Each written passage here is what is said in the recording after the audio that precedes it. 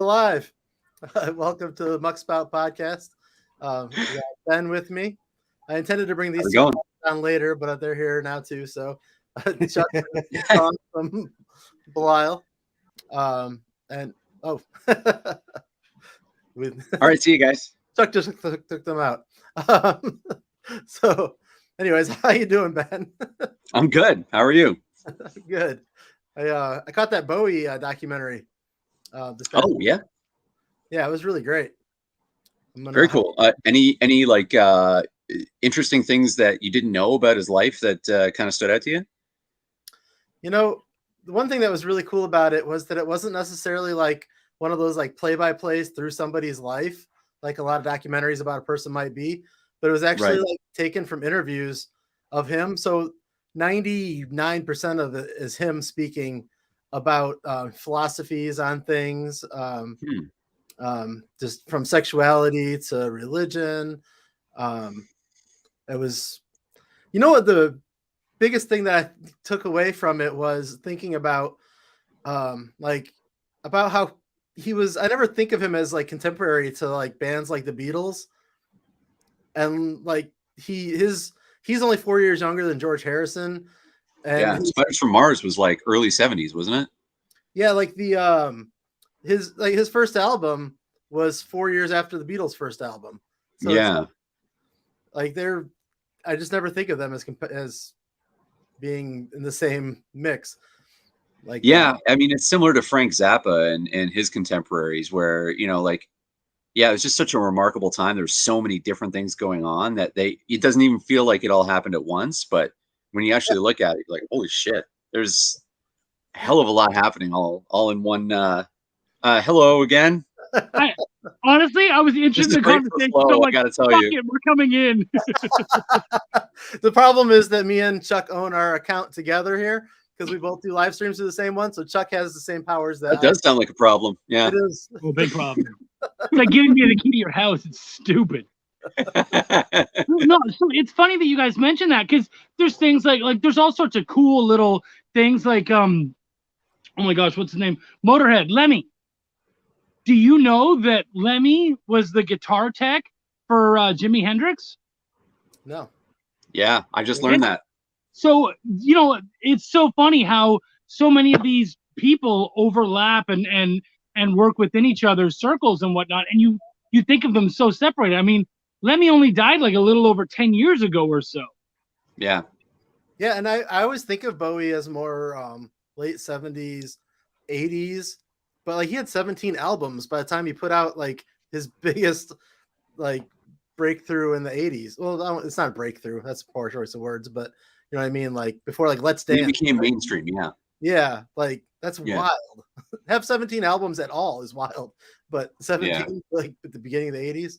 So it was a really cool documentary. Like I highly recommend it. A lot of great concert footage and just amazing visuals. It was cool. I didn't realize that he had done anything before Trent Reznor gave him a shot. So that was nice of Trent, by the way.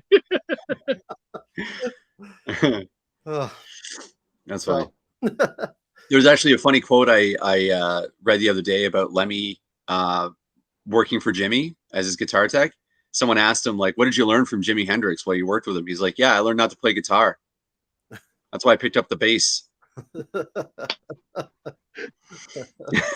That makes perfect sense. Yeah. I mean, how do you get to be Jimi Hendrix's guitar tech and you're still like, yeah, I'm pretty good. Right. Well, I mean, but there's all sorts of that shit. Like the Eagles. Do you know that the Eagles were Linda Ronstadt's backing band? What? Holy shit. Yeah. Trivia night knowledge is showing. Oh, dude, that's my shit. Yeah. And Ben knows it.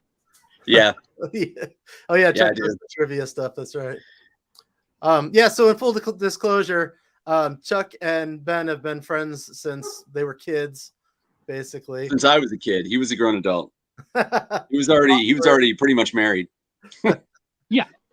And me and Chuck co-write a podcast to get story together and co-authored a book, and he edits a lot of my stuff. And so, And He I'm actually the edits all groupie. our stuff. and then Shaun is just awesome on his own. He doesn't need all the support of me and Ben.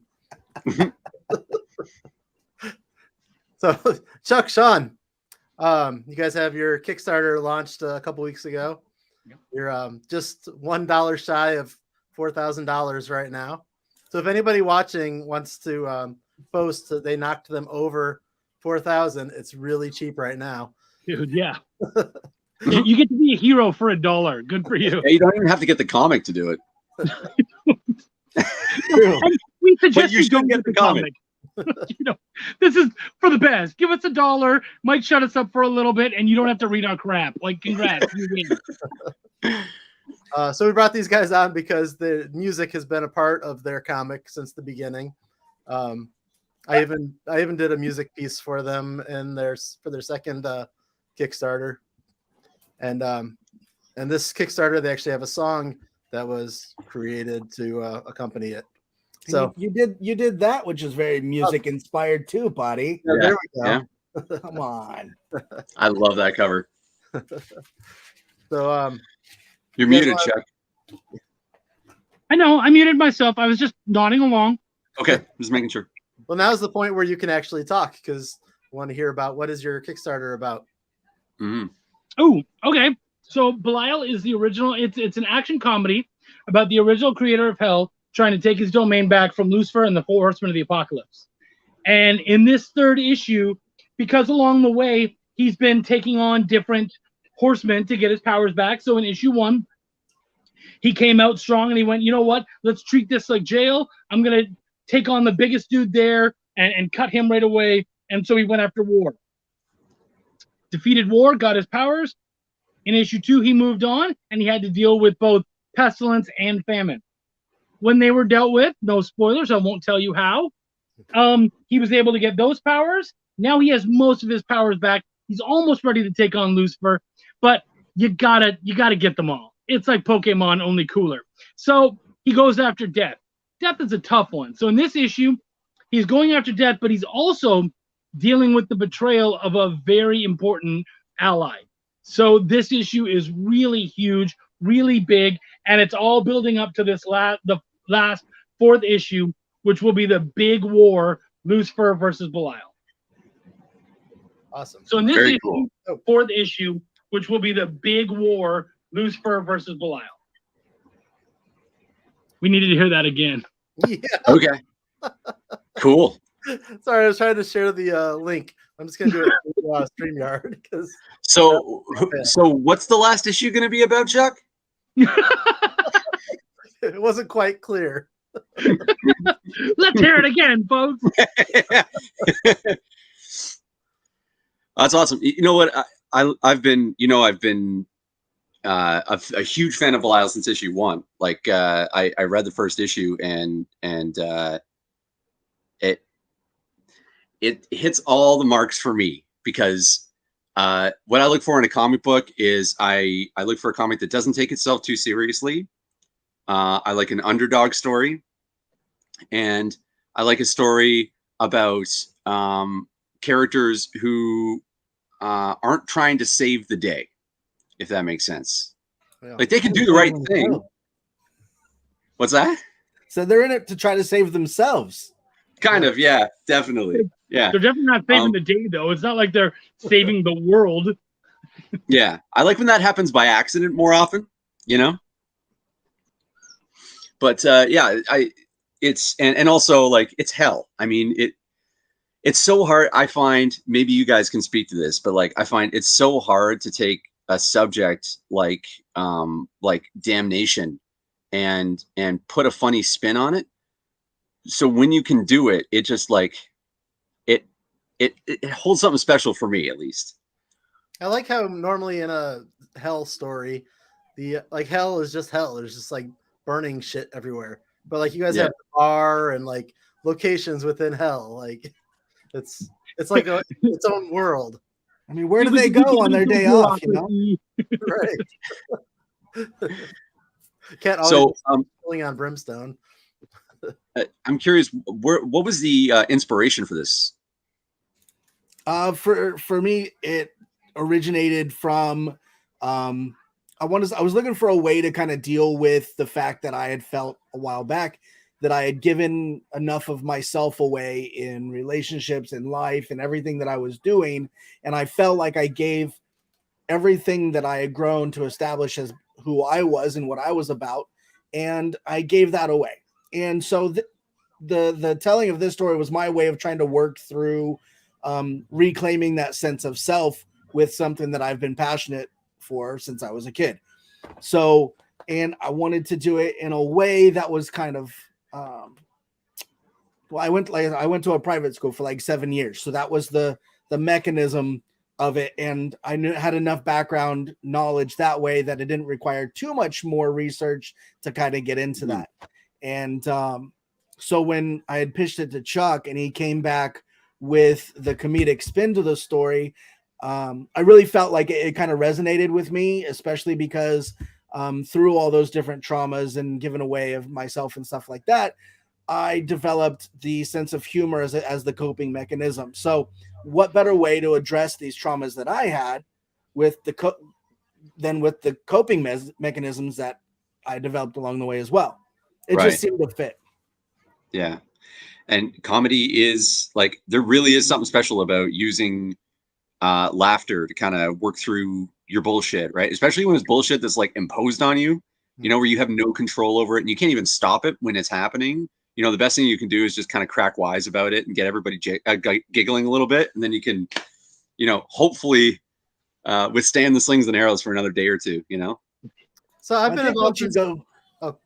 I think once you go through enough different things that kind of challenge your baseline of what normal is, eventually you even start looking at the more hardcore stuff and just saying, all right, dude, what's next? And just finding a way to laugh about it, because really you're like, okay, that figures. Yeah, totally. So I've been involved in a lot of projects that require a lot of research. How do you even begin to research Belial? Like where does Belial originate from?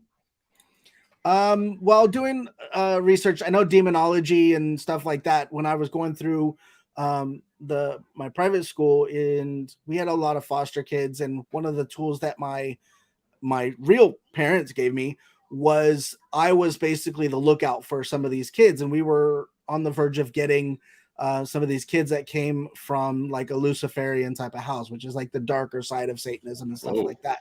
So as one of those preparatory things, they were like, okay, well, you're like one of the oldest kids in the house. We're going to give you the tools to kind of be the lookout as to what to look for. So I got a big it was a green folder and it was full of information. There was contracts, there was alphabets, symbols, there was things to kind of look out for. And in fact, I ended up I dove really deep into it, and I ended up going to school and I brought it with me, and the teachers actually found it, and I got sent to the principal/pastor's office, but it only helped to kind of like increase the interest. And so when going through all that stuff, I noticed there was like trying to come up with an idea for a comic book and this story and what things to use. I kind of saw there was a saturation of like superhero type stories and stuff like that at the moment. So I was like, well, let's just go back to what I know. And one of the things that stood out for me, if I was going to tell this story, is that if you look in some of the oldest contexts that are known, Belial was thought to be created to rule hell by God. And so he was just doing his job. He's not good. He's not evil. You know, he was created to be this ruler of hell. And then he's the gas pump attendant. What's that? He's the gas pump attendant. Like someone hired him. No one knows why. He's stuck there. Don't be an asshole to him. That's all. Yeah. And so I thought it was fun to say, okay, well, now I also liked Dante's Inferno. So I was like, let's bring that into it and say that he's the one that created. He's like, this is your job. This is your building. And now you get to do what you want with it. And so he was the mastermind with the layout and everything else and the mechanics of hell. And I was like, okay, so then once you go even further, you find out when Lucifer was cast out from heaven, he took over hell. And so playing with that idea, I was like, okay, maybe he screwed around. Maybe he wasn't taking the job serious and let it all fall to pieces. And that was kind of like that base of real knowledge that exists that I used as kind of a catalyst to kind of find that launching point for where the story was headed. That's awesome. Love it. The next question is, you have a Green Day inspired cover. You have a Meatloaf Bat Out of Hell inspired cover. You now have a Megadeth Rust in Peace inspired cover. So obviously music is a massive influence. And I mean, who are we fucking kidding here? Like, your comic is about hell, and the best music in the world is always associated with the devil, So I'm wondering, the music that inspires you when you're writing this, where does it come from? Is it the same as the influences that brought you, to this point, or are you drawing from something that you normally don't, like a well that you don't normally access? No, for me, when I'm writing, I'm listening to a lot of the same devil music that I would listen to normally. Slipknot, Lamb of God. That's why his shirt says, at the beginning at least, it says, if you're 555, then I'm 666. Yeah. So, I'm always tapping into that stuff that I've just enjoyed for most of my adult life and well into my teens and such. It's funny though how it changed, because when we first started talking about it, before it had the comedic edge, there was a lot of Tool influence to it. Oh my god. Dogs. There was a lot of Tool influence to it. So especially the song Right In Two was something that we really dug, and we wanted to even be able to add some of it in there. Of course, when it took on its comedic edge, it went from Tool to Psycho Stick, which is another band that we've done an homage to. So it's much more comedic. We're having a lot more fun with it. So yeah, man, it's certainly changed, but I don't feel like I have to listen to anything specific in order to get into it. The heavy metal stuff is already very much a part of me. The comedic stuff is already very much a part of me. I don't think I have to lean into either. I just get to kind of be me when I write it. What about you, Shaun? For me, I guess a lot of the stuff that I dealt with, music was always kind of like an escape for what I was going through. And so I find that through the creation and the process of the book, I will often find myself listening to different types of music. And so that'll range from everything from musical stuff, Dr. Jekyll, Mr. Hyde, the actual Broadway musical, all the way up to, like you were saying, Slipknot, Lamb of God, Tool. And then you've got, of course, NoFX, the Queers, Jawbreaker, that kind of stuff. So there's a full range of stuff, and it's whatever kind of hits me as, okay, so what was I going through when I was doing this? And so when I'm inking the book, I'm trying to kind of tap in to whatever music I was listening to when I was dealing with those emotions for myself. Very cool. Very cool. I would love to have a video of you inking Belial while listening to Hamilton or some shit. I was thinking Let It Go by Frozen, let it go, I'm inking a devil. I mean, I could do it. I mean, I do TikTok. That's not that far. Yeah, come on, man. It's just waiting to happen now. It's not that he doesn't listen to the soundtrack. He just has an ink to do it. I have a daughter. He probably has one of those dolls where you press and she starts singing it, and he'll just sing along with it. Does anybody have a favorite song about hell or hell focused? Ooh. Yes, I do. It's Lamb of God's Walk With Me in Hell. And if you listen to that song, it literally sounds like you're marching through Hades. And it's very almost, I don't want to say droning, but it's very repetitive. And so it does feel like you're moving through, and the whole song is about a relationship. And it's about the fact that you and I are in love and we're together, and that's great. But but the world around us is fucking burning. And so just hold my hand because it's going to get really fucking rough. And I really feel that because, of course, more than half of my life, as most of you guys know, has been spent with the same woman. And so I feel very much attached to that song because I feel like I've had this one person who has been holding my hand the whole time, and the world is burned all around us. And we're still walking. We're still going. So, yeah, that's definitely one. That and Hell's Bells by AC/DC, a great fucking track. I was going to say AC/DC, Hell's Bells. You were going to say, it's a good one. Yeah. It's one of my favorite It's AC/DC. iconic. It's a great one. Now we're even for the cryptids I stole from you, bro.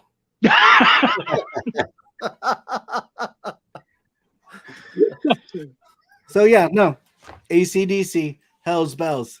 So that was the obvious for me. I mean, that's a lot of the music that I had going on when I was a kid, and because it always pumped me up whenever I went to a fair or something, that was the music that was always playing when you were on those janky ass rides.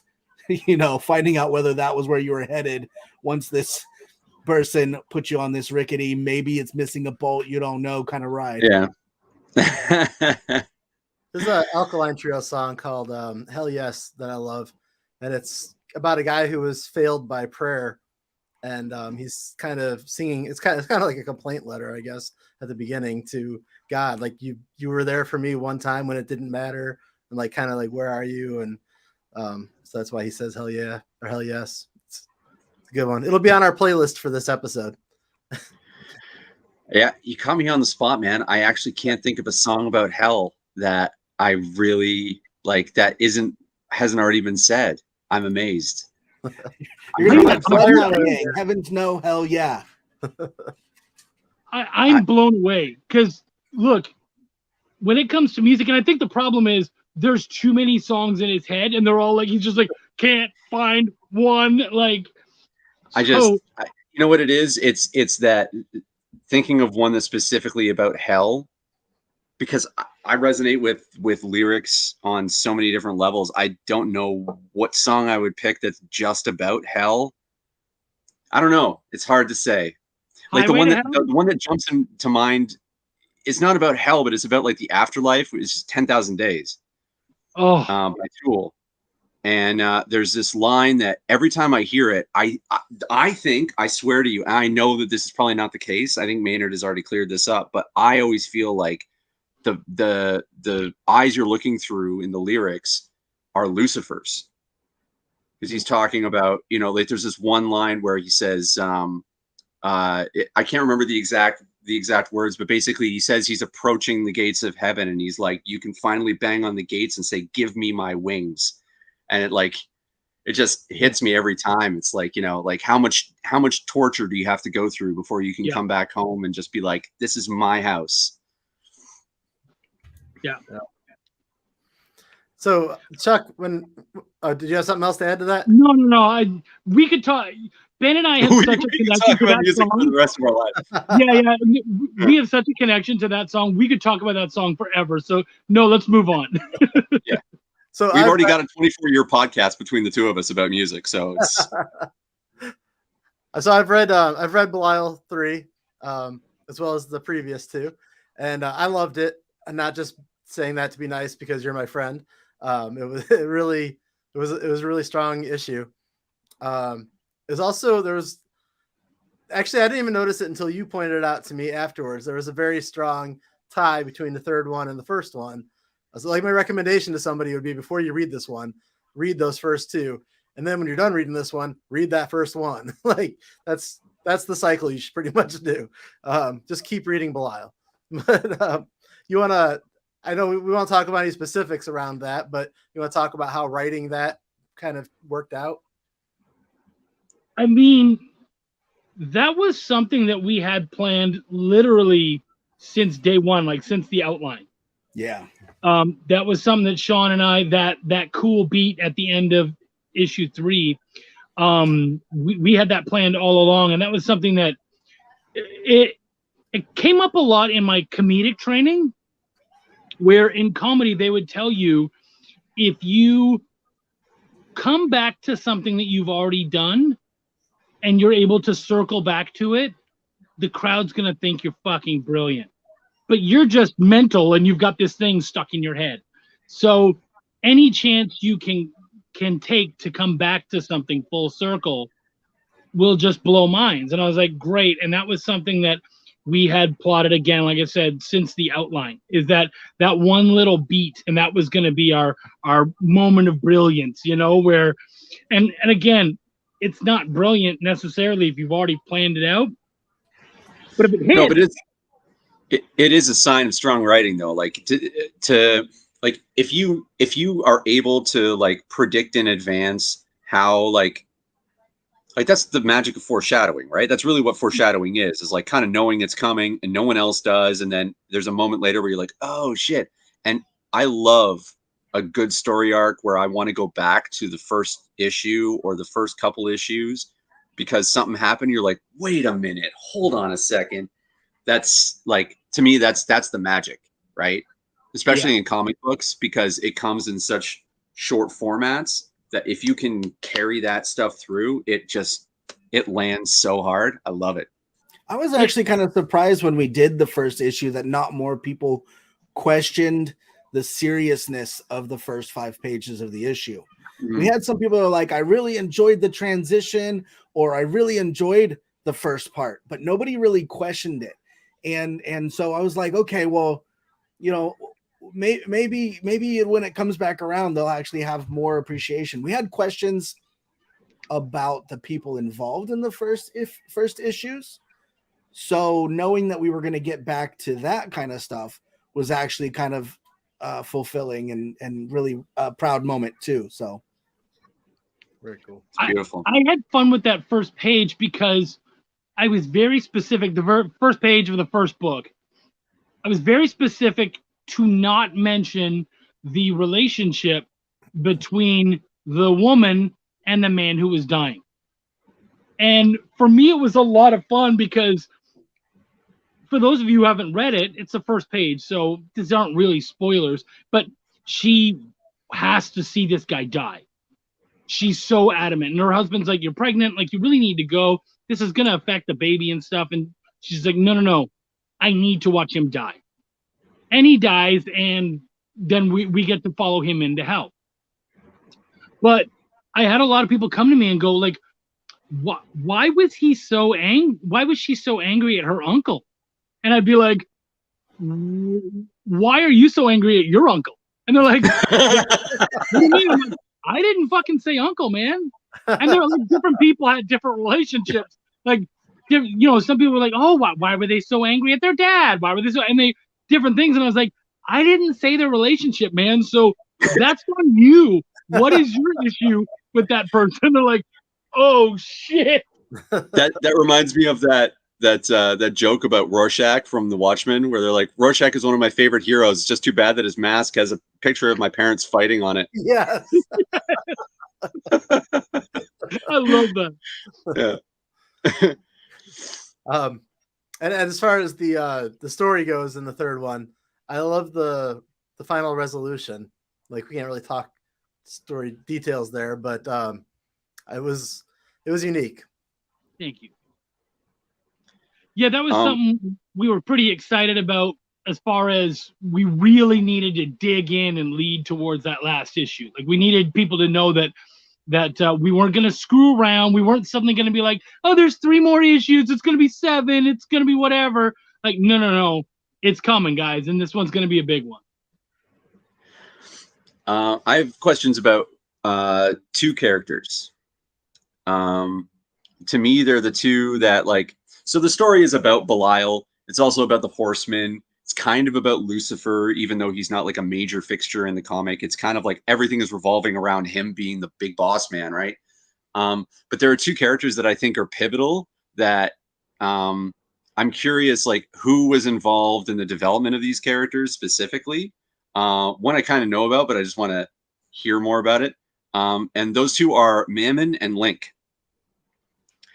Because I feel like, as much as the comic is about, you know, the Horseman and Belial and Lucifer, the story kind of, as it develops, kind of hinges on those two in a lot of ways. I wanted to hear your thoughts on like, how did these characters kind of come to be, and like what was the reason that you felt they were necessary to include?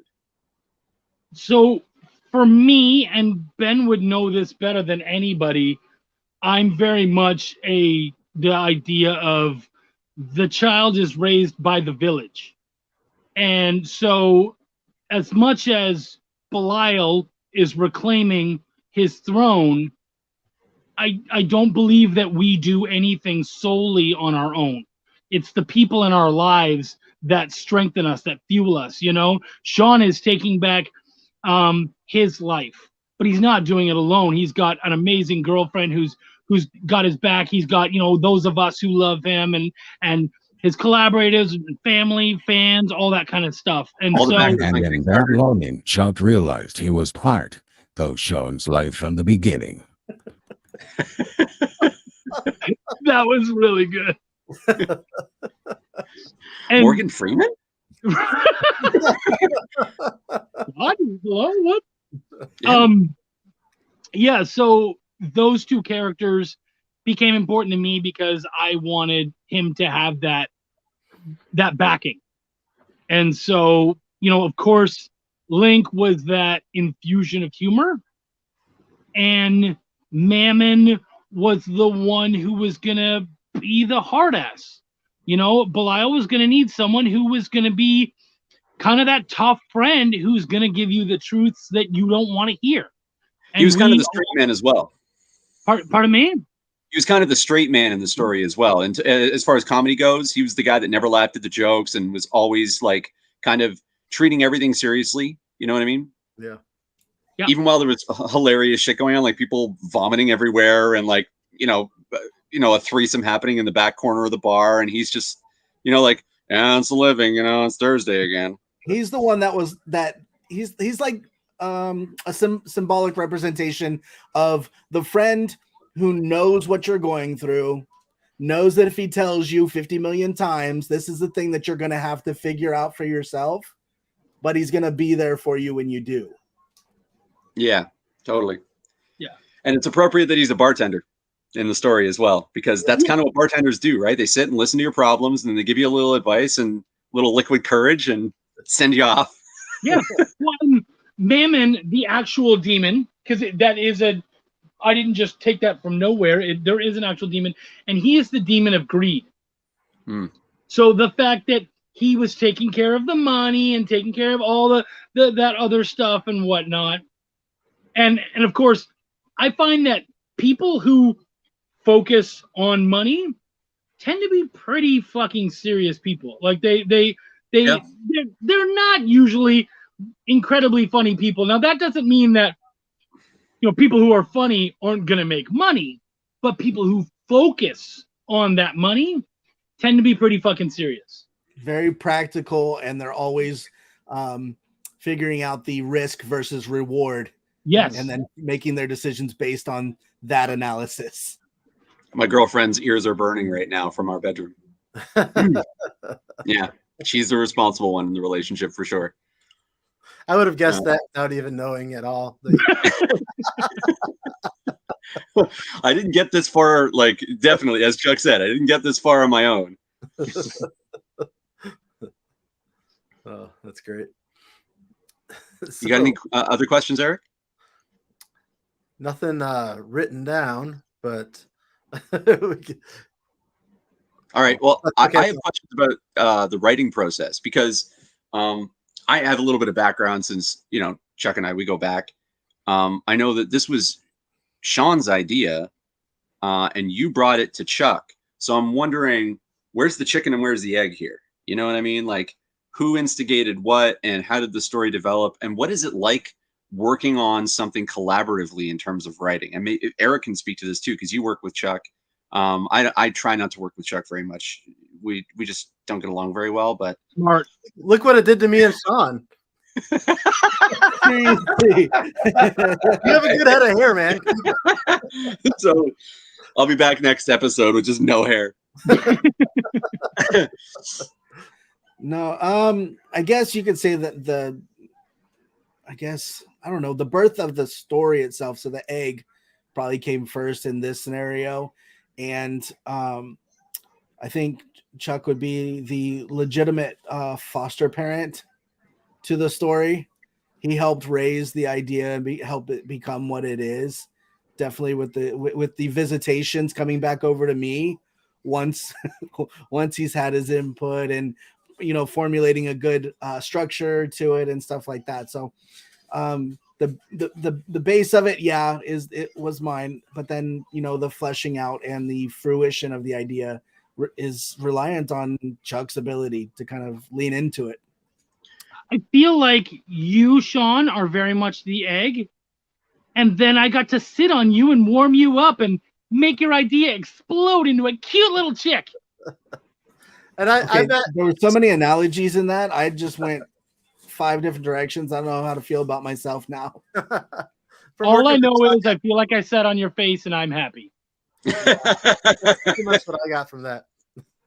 Now, from working with Chuck, I imagine that it started out very much like you, and then probably a third of the way or so through that first or second issue, it probably became straight up 50-50 you and Chuck. Like I know that's kind of how our stuff has kind of worked out. Like, okay, so originally was going to bring him on for ideas and to help write it and stuff like that. Yeah. But we got to a point where I did definitely pitch the idea to Chuck, say, hey, Chuck, you're putting in so much to the story and it's really reliant on how much you're doing. And I appreciate that so much that I said, hey, Chuck, how about you come on and you're going to be the co-creator?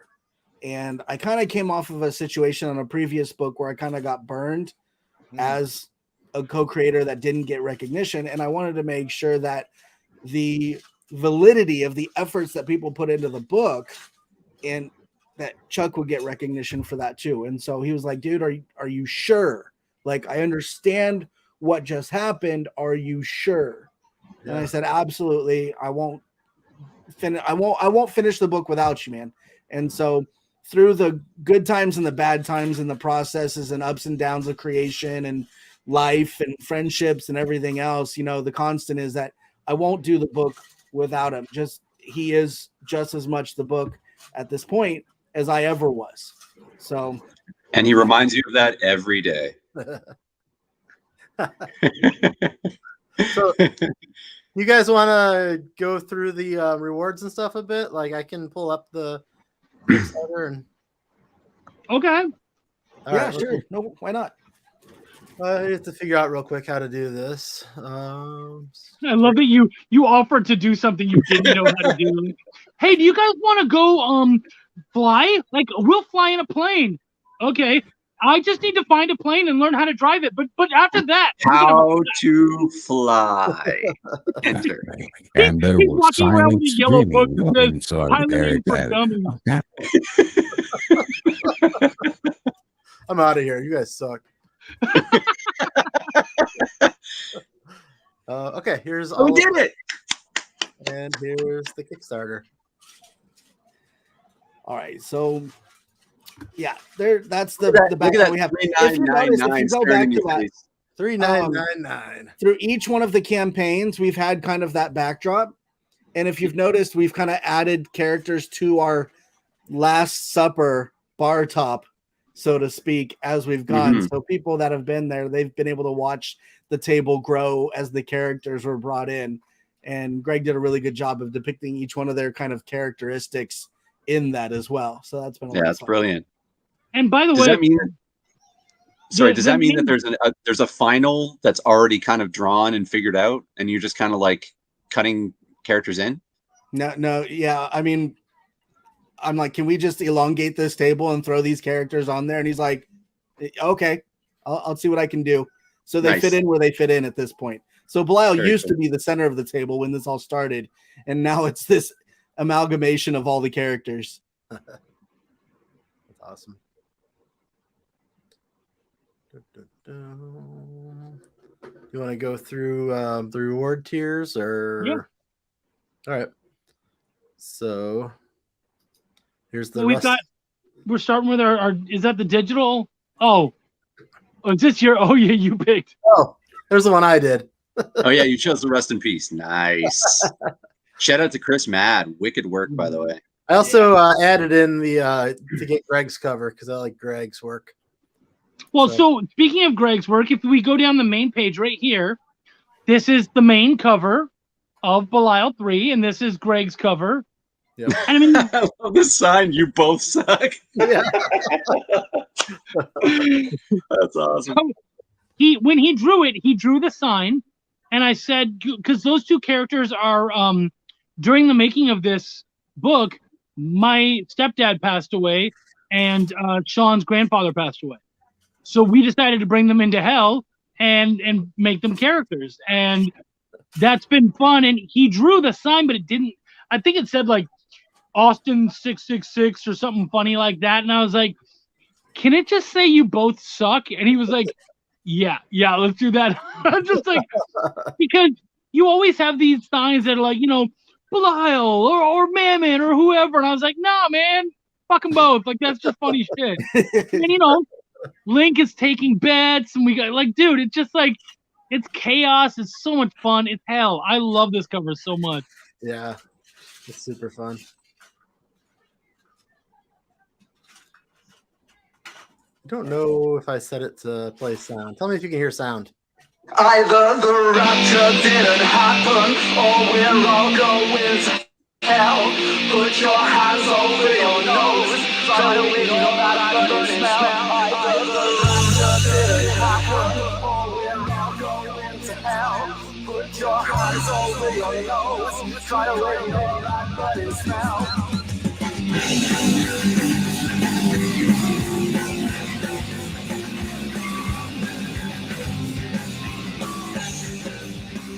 That was just something I did that was real quick. I thought was fun, and that would give people a really quick preview. If they didn't watch the 4-minute video up top and they wanted to just kind of get that real quick down and dirty nitty gritty ad, then that was kind of fun to use.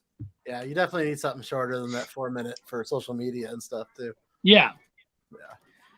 So on the campaign page, we do have the first like 10 pages, I think it is. 5 actually. I recounted it. Is there only 5 pages on here? Yep. Okay. Well, as you can see, like we have dick punches, we have Kickstarter logo censor marks, just to kind of give you guys all an idea of where we're going. You get a basis of the characters. There's, This was funny. Yeah. So, and it's fun. And honestly, I was trying to butter up the whole Kickstarter people with that logo, just so that way they were like, "Oh, okay." Yeah. But yeah, we go from the old days to what the bar and stuff has become now, and then you go right into kind of getting a feel of what's going on, and then you have the introduction of Stephen Gord as comic side relief when Link has gone missing in the previous issue. So we still wanted to have some sort of comedic mechanism that existed throughout the book. And so there you'll see like the main cover and the title itself. Further down, you'll see that there's the digital editions. I tried to use different images for that just to represent that. You can watch it on your, if you have a smart TV, you can probably cast it to your TV if that was your thing, your laptop, your cell phone, your tablet. And the fact that we have multiple issues available, both in digital and physical, for people that want to catch up. That's just a fancy little thing because I wanted to be fancy, and it was there. I don't know. I was finding opportunity to try to bring us and what the book feels like out in part of the build. And so whether that's the naming of the campaign, whether it's the description of the rewards, but yeah, so this graphic here, this is all of the covers that we have, including the naughty and nice variants done by Steph Wilson and Carrie Ann. Again, wanted to make sure that the artists and the people involved got credit and recognition for that. So bringing that out early in the campaign, if they, some people just don't scroll all the way down to the bottom. Right. Give people, okay, well, now I get to see all of them all together. Which one speaks to me the loudest? And that was really fun and important to do. So for this one, you actually have 2 music related covers in the glam rock and the Megadeth. And then Actually, also three, because I mean, if you think about it, because we got Psycho Stick actually gave us permission to use their logo, Right. Steph Wilson Yeah. covers, and they actually pitched in some of the design idea. So yeah, that's right. we have their feedback that actually helped us. Yeah. And, That's awesome. And actually, if you take that even further, the Yes. last one there is the last variant cover. It's Bill and Ted's Bogus Journey, but those movies are so filled with nods to metal music. They're and about a whatnot, duo so- band called the Wild Stallions that saved the world with rock and roll. Like, I mean, Yeah, yeah, exactly. come on. Yeah. Exactly. Absolutely. And we Yeah. have little skeleton versions of them there on that cover. And of That's course, awesome. we knew that we were going to be doing that, the metal version of the Chris Mad. So why wouldn't we just center that right there? So as people Yeah. were to continue scrolling down through the page, they get that big version of that cover. We've already sold several of them, by the way.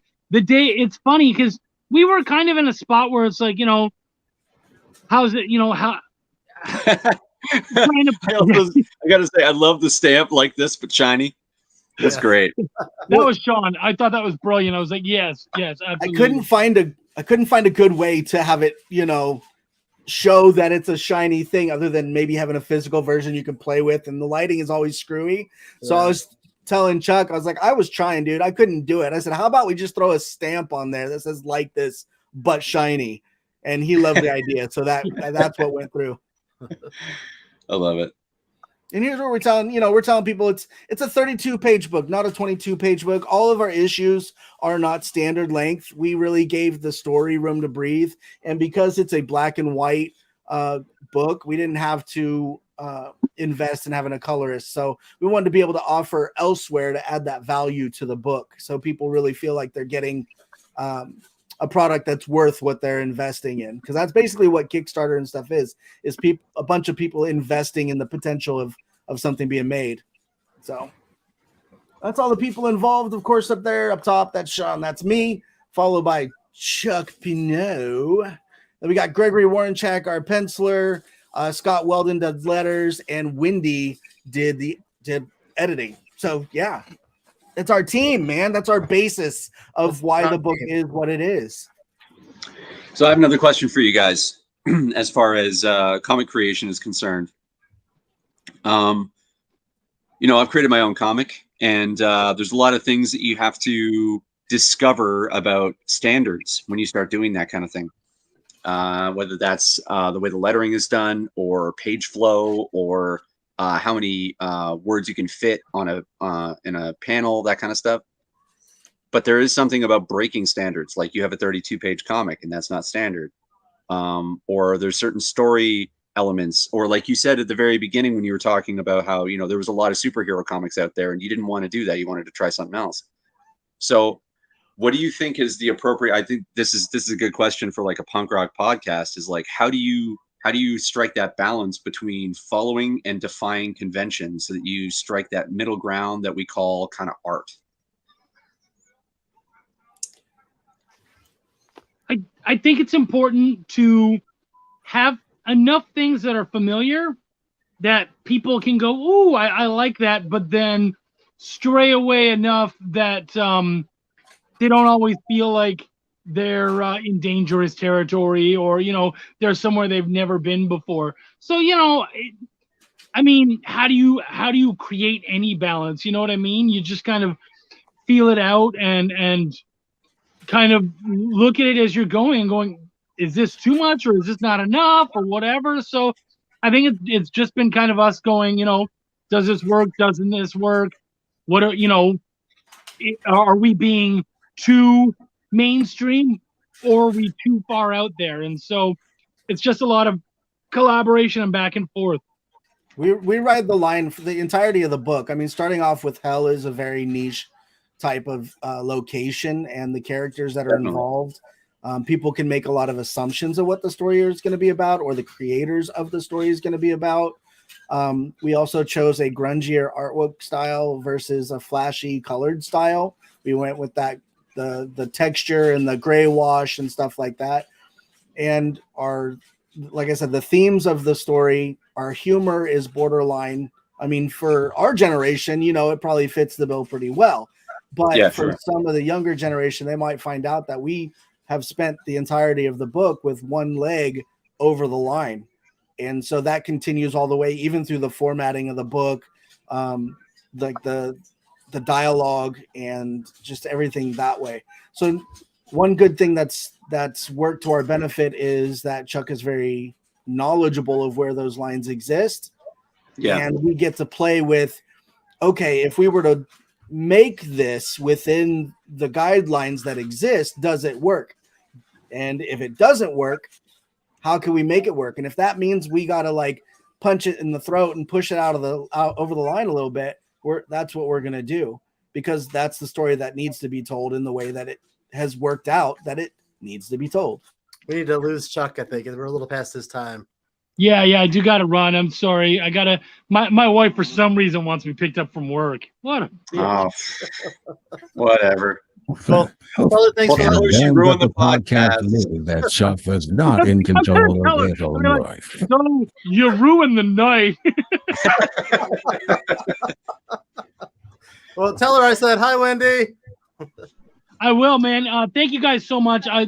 I could talk Well, with you three forever about music. Seriously, like. well, thank you guys for both coming, and congratulations on your Kickstarter. And I'm sure it's going to kick ass. It's already doing really, really well.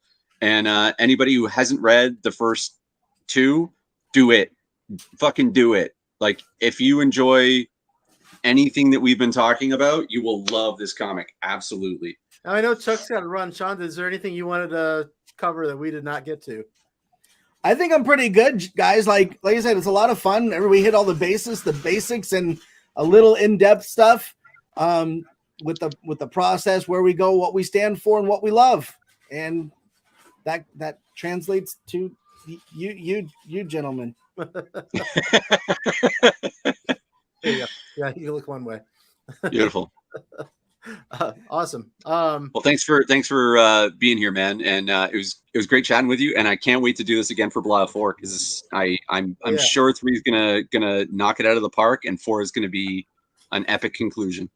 Absolutely, anytime. And like I said, I'm working on stuff all the time, so I'm sure I'll be seeing you guys before too long. Yeah. Speaking of, do you have a moment to talk about I Drive for Cerber? Oh yeah, absolutely. Yeah, let's do it. Yeah, I'm interested in that. I Drive for Cerber. It is already a popular creepypasta story that exists on Reddit and in audio format with a narrator, vocalist, I guess you could say, called Nature's Temper. But Mofucius is the original writer of the I Drive for Cerber story. And when I came across it, I actually really, really enjoyed it. And I enjoyed it enough that I was like, the way that it's being told, it works for comics. Because while it was going in my head, I was like, I'm picturing this stuff, and the way it played out, just the format of it worked. And I was like, I think on my journey to kind of expand my own knowledge base and skill set, because I wanted to write my own book too, this was a good way in making an adaptation from something that existed to a comic book format. And so in doing the research, I found out that the writer for that story actually only lives a couple hours away from me, and cool. Got in contact. Kyron Silva I've always wanted to work on a book with him. He only lives a couple hours away from me. And so all the pieces kind of fell in line just by happenstance. And I was like, okay, so this book wants to be made. It's not just me, because I mean, how often does that happen really, that you run into a random story, find the person, and they're like, hey, you have full rights to do whatever you want with my story.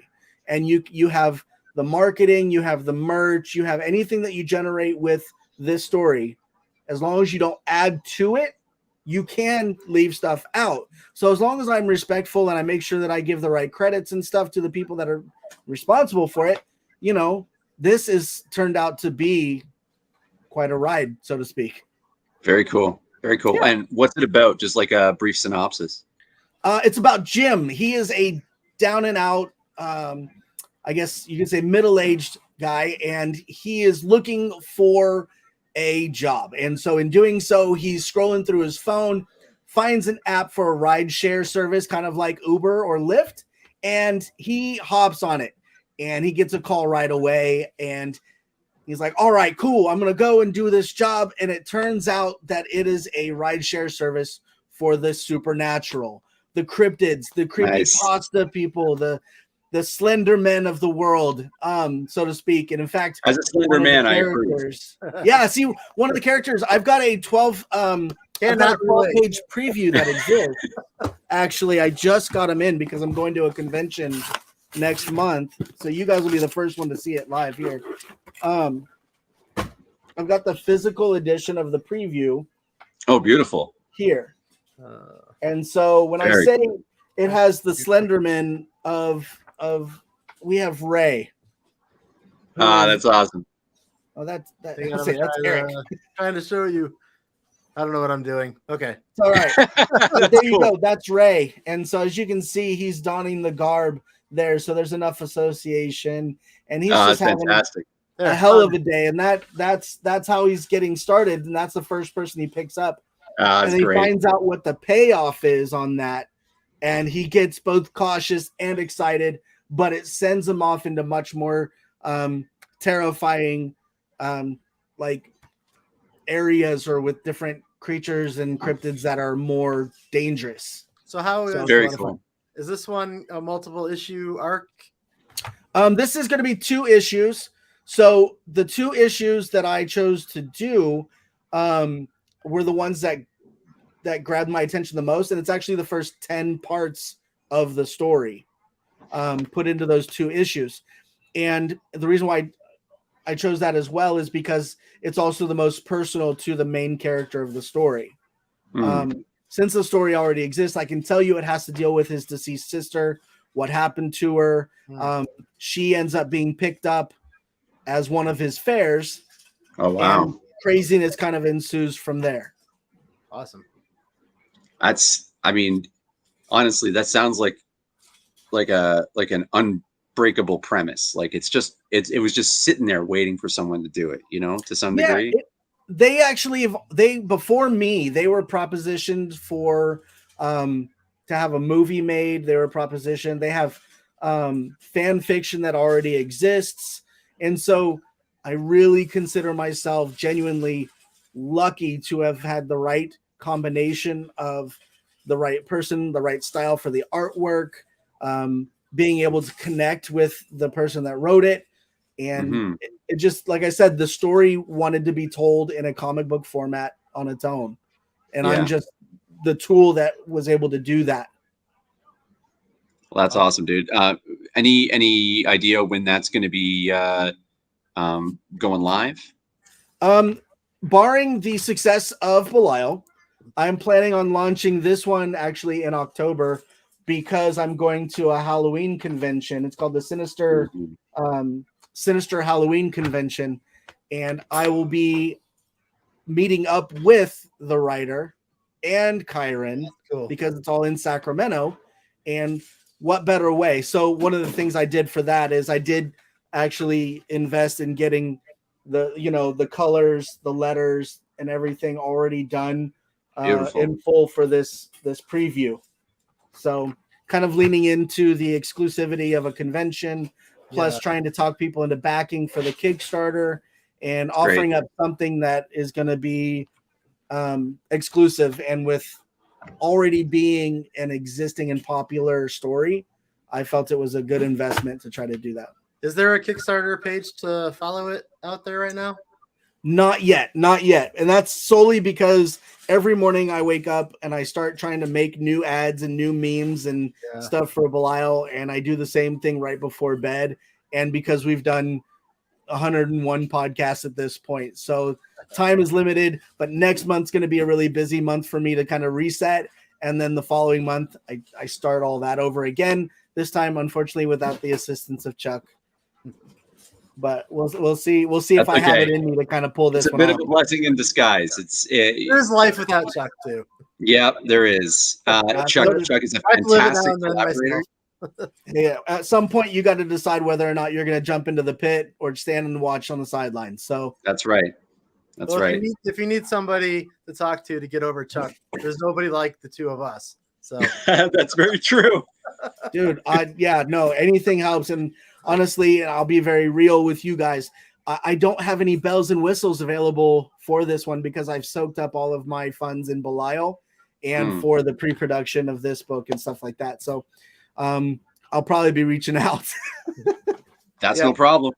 I've been wanting to someday do a Kickstarter that is just a straight book with no variants or nothing extra. Just buy this book on Kickstarter. Like that's pretty much what this is going to be. Of course, I do have stickers and stuff that I did as kind of advertisements because I wanted it to feel like it's an actual service. And I don't know if you saw on my TikTok, I made a couple of what feel kind of like real life commercials for Cerber. Yeah, no, those were fantastic. Yeah. And I was test driving those early on to see if they were going to be something that got people's attention.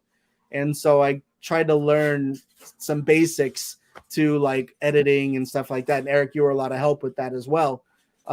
So thank you for that, even right off the bat. But it's just guerrilla marketing, guerrilla skill building, find a need instead of having all the time to learn everything. I try to find out what it is I need to know. And then That's I try to built do my that whole career. Like I became a video producer eventually by doing that. Like if somebody needed something, I learned how to do it.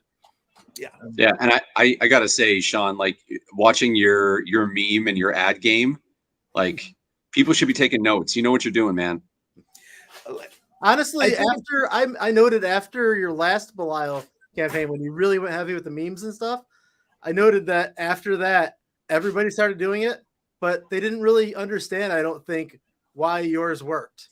Like, well, so I went to the University of Cincinnati. And I was going to be early childhood education with a minor in communication design. And so a lot of that had to do with some of those advertising elements and stuff. And so what I was able to pick while I was going there is that you always have to find a theme that fits. And so when making the memes and doing the stuff like that, I was trying to find the core elements that exist, because you can put funny stuff up there, but it's not going to resonate the same if you're not carrying out the intent of what you're speaking to. So it's all supportive. So if you're not throwing supportive information out there, people are just going to get confused and it's going to have less of a success rate. So I try, I dabble. You guys nailed that, because I still see it today. People throwing up memes just to throw up memes, but they just don't resonate the way the Belial stuff did. Like, I appreciate that recognition. Really. I spent a lot of time during that one. I think I had over 100 memes that I had ready to go before the campaign even launched. This one, I had a few, not as many. So I'm still kind of building each day. Like I wake up and do a little bit of digging in and researching, just like yesterday or the day before, for whatever reason, I woke up and was like, infomercial. So I made a Billy Mays and I made like the Hell Shopping Network ad, and it's fun. And I'm like, it fits. I really feel like I'm selling myself at this moment. So I made the one that was like, it's a comic you'd sell yourself for, but you'll be glad that you didn't. Awesome. All right, we got to wrap up. I only have like 8 minutes left on my laptop before it dies. So nice. No, gentlemen. Oh, go ahead. Say, go get out of here. I was gonna ask Ben, how was Gussapalooza was just recently, right? We can talk about that another time. Okay. Scratch that. Cut. Yeah. I don't. Here's the thing. I don't want to talk shit, but my mom told me if you don't have anything nice to say, don't say anything at all. Okay. Send me the transcript. We can elaborate next episode. Okay. I have Punk the Burbs coming up next Friday and Saturday. So if you're in the Lisle, Illinois area, which isn't too far outside of Chicago, come check out the Boll Weevils, Kalimasi, Much the Same, and Muckspout. And pick up Blister. I'll have Blister books there. I'm just starting to ship them. And you can be one of the first to own them as well. Dude, I cannot wait for Blister, man. Yours will be in the mail this week. Nice. I'm excited. I am too. I want to see you holding it. Like, I'm sending you pictures. I'm making TikToks. You're gonna get everything that I can do for you, man. appreciate it. Shaun, what's the show that you're going to be at next? You had one before the Halloween one, right? No, the Halloween one is the next one. After that, I don't have another one until February. I live in a super like rural area, so even to get to that one, to get even to my closest comic book shop, it's about an hour away from where I live. Yeah. So I have to kind of pick and choose because it gets kind of spendy. Yeah. Cool. Anything you want to talk about real quick, Ben? Or are you how's the studio? I have 7% on my laptop. Okay. Cool. Shaun, it is always a pleasure talking to you. Like Definitely. And Ben, thanks for Always a pleasure. And I'm We'll here do for this you again guys in a couple however you need me, man. You got I'm it. going to, And back at you, man.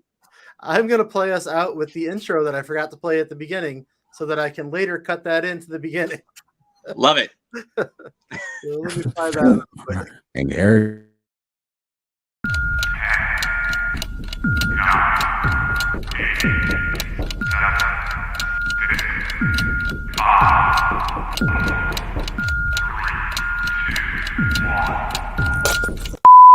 Muckspout. Boom. And that's it. All I had to do. Countdown for the last 3 seconds. I love it. All right, I'm gonna go watch Reservation Dogs and She-Hulk now. Nice. Oh, dude, if you haven't seen the show The Imperfects on Netflix, Oh, it's a fun show. I saw it come up. I haven't watched it yet though. It gives me he died. did we He lose died. But it definitely carries over like the Doom Patrol, Umbrella Academy type vibe with stuff going on. Awesome. So it's fun. Cool. So Well, all right, thanks. dude. Obviously, I'm gonna be rooting for Belial the whole way and sharing it, and I can't wait to celebrate with you guys. Hey, dude, I appreciate it. This one's been a push, man. And I was hoping early on, last campaign we had a lower goal, but we Right. really rode it close, even over funding. And I really I overextended myself this time. And You guys are still overfund. I'm really hoping so. Cause like I said, I overextended and I put a lot of what my faith was in doing the book early and getting it done. Cause I was hoping to have Belial and I Drive for Cerber done in time for this credit card Oh. to not have the introductory interest period. And I'm riding that line. So it's contingent. It's contingent on the success of Belial and everything, however the rest of this is going to go. Well, let's do it. Yeah, Thanks, buddy. Shaun. I'm looking forward to it, man. Hey, peace out. All right, later.